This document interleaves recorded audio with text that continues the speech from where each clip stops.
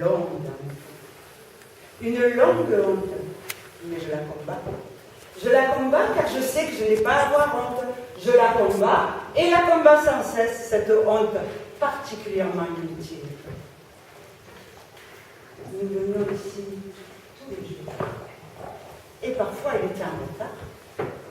Et parfois c'était moi. Si moi j'étais en retard, ça ne semblait pas beaucoup l'affecter. Tandis que son retard à lui produisait chez moi une petite douleur sourde, une peur croissante. Non point qu'il n'arrive pas, il arrivait toujours. Mais la peur du qu'en dira-t-on? Le qu'en dira-t-on? Voilà l'ennemi. Je n'osais pas lever les yeux. Alors que seul, comme je le suis à présent, je les mets au défi de s'apitoyer sur moi. Au début, naturellement, mon envie était de fuir, d'éviter cet endroit, de faire des détours extravagants en prenant des ruelles malfamées, même, je l'avoue, de déménager. Oui, j'ai même envisagé de déménager, de m'installer dans un autre quartier. Pourtant, j'adore ma maison, ma chère, ma loyale maison. Je serais partie pour ne pas avoir à passer par ici. Cet état d'esprit a duré quelques semaines.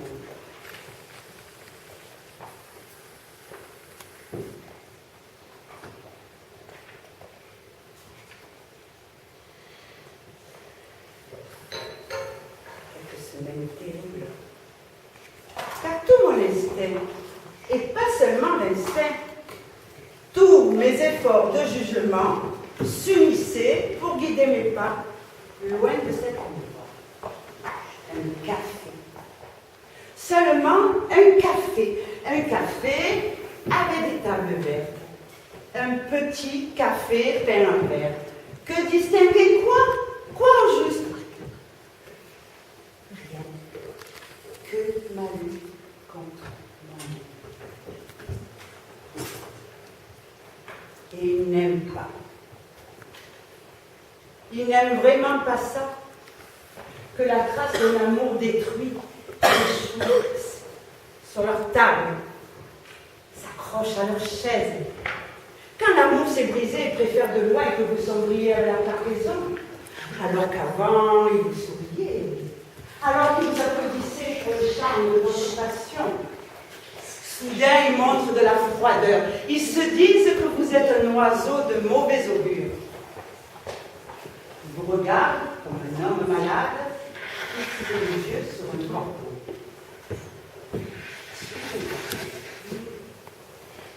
Suis-je un corbeau? Il sourit. Il a un sourire forcé sur son visage. Je ne doute pas qu'il me préférerait morte. Je m'ennuie dans ses affaires. Et souhaiter la mort des gens, moi, je le fais tout le temps. Nous le faisons tous. Oui, je défie tout homme, toute femme de prétendre qu'il ou elle n'a jamais souhaité la mort d'un autre. Je les défie vraiment. S'il arrivait ici, s'il déboulait à la même heure que moi, s'il avait gardé l'habitude de nos rencontres passionnées, même si moi je n'arrivais pas, il serait aussi totalement, aussi entièrement. Le journal, monsieur, le même que d'habitude, monsieur. Le vent est froid aujourd'hui, monsieur. Ce serait la normalité même, une parfaite normalité. Et moi, quand m'a-t-on proposé pour la dernière fois un journal?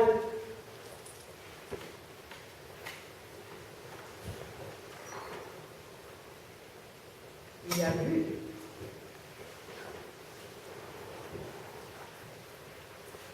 dans cette... Non.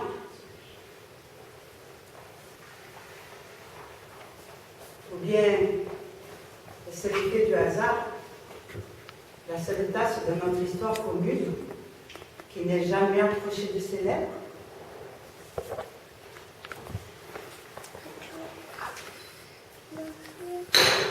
Tandis que celle-ci, de façon certaine, il a bu dans celle-ci. Ce n'est pas mystique, c'est mathématique. Il y a 62 tasses et 60 soucoupes au comptoir bien rangées. Je les ai comptées. Je n'étais pas la première cliente, même si je suis un peu de bonheur. Il y en a 2 autres qui m'ont précédée. J'ai compté 58, 2 sur la table, 60. Et en tenant compte des tasses cassées et de celles qui remplacent les tasses cassées, on arrive à la conclusion que pendant longtemps encore, à l'avenir, les tasses à café de cet établissement garderont la trace intime de ses lèvres. Pas tout.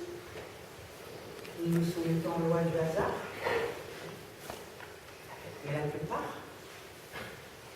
elles l'ont gardé lui, de façon indélébile autour du corps.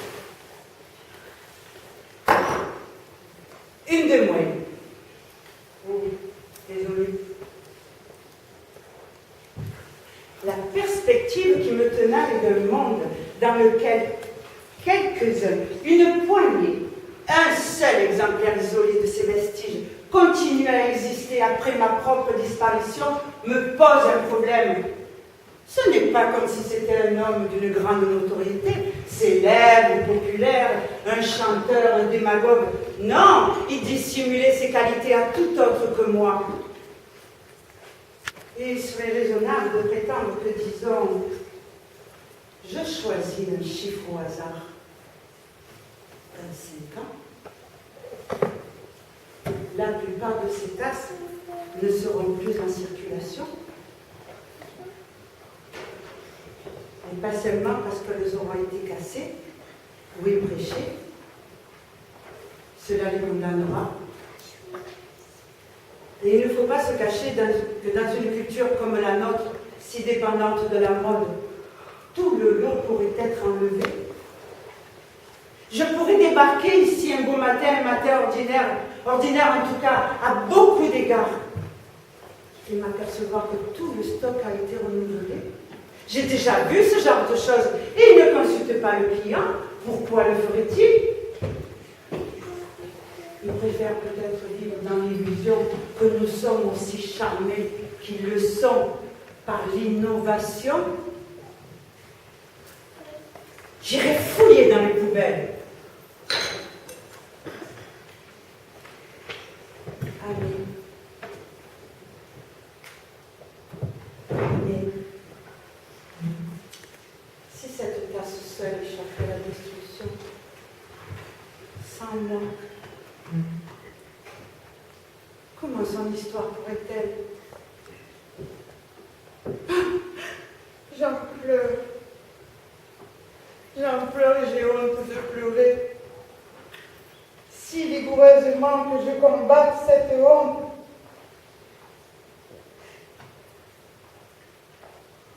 moi,